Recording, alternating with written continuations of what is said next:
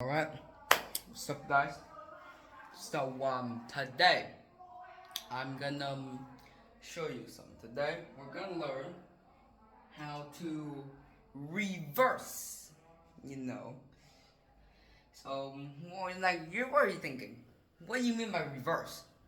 So, last time I told you about factors, decimals, then percentage, alright? FDP. So factors become a decimal.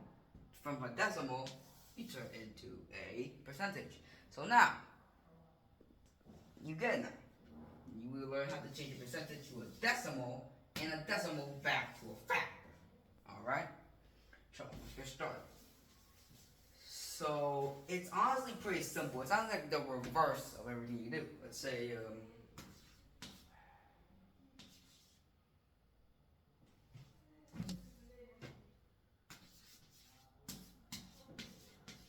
let's say 20 out of 100. You change that into a decimal, you got 20 hundredths. Change that into a percentage, you get 20%. So now, you need to reverse it back. 20%, you got, change it back in 20%. 20 hundredths. You do that, reverse it back into 20 hundredths. So honestly, very simple, but like there are some steps because if the percentage is under 1%, like for example 0.027, right? There will be a little problem because you have to change this into a decimal. Now you're probably wondering, how the hell are we gonna turn that into a decimal? Very simple. Just move the dot to the right. You get this decimal. Right? You get this decimal. From that decimal, you get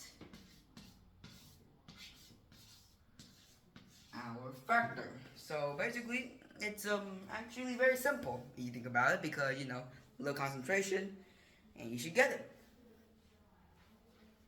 And also, real quick thing, alright? I'm gonna teach you about extended percentages below 1.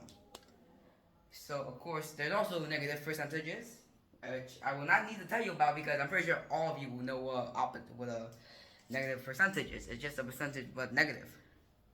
Alright, so there's dot 0, 1, then 0, 0, 1, then 0, 0, 0, 1, and so on. Alright, I won't be going on this forever because that will be a rant. And I won't be ranting. So this, alright, equals 0.1. This equals 1. So all of that changed to a decimal. 0, 1 tenths, 1 hundredths, 1 thousandths. Alright? And then change to a factor, you know what to do. So of course that would be usually the end of my videos, but of course, guess what? I don't want to end it. So today I'm gonna add, shapes. We're gonna learn shapes, alright? So we need to learn basic shapes, right? We need to know the shapes before we actually learn about the shapes. There's triangle, the circle, the square,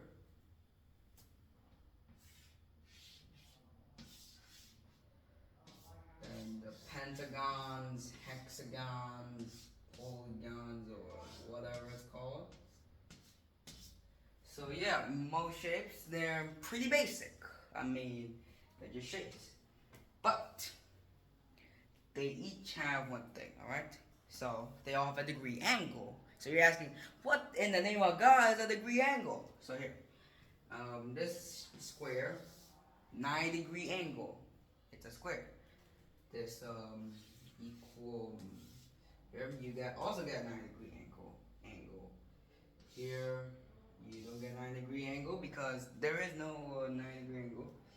This here you got like a 45-degree angle. And these are shapes, well, that's up for you, because I'm not here to explain to you that. And of course, they all have their own mathematic roles, alright? So, you want to calculate something that I usually just call, what was it called again? Give me a second. Alright, so just to research that, sorry about it. It's called finding the square root. Alright. So let's say a square. Let's say a square house. It has a 2-meter length, alright? And because it's a square, all 4 edges are equal. So how do you calculate its square area? You just take this and then multiply it by 4. Because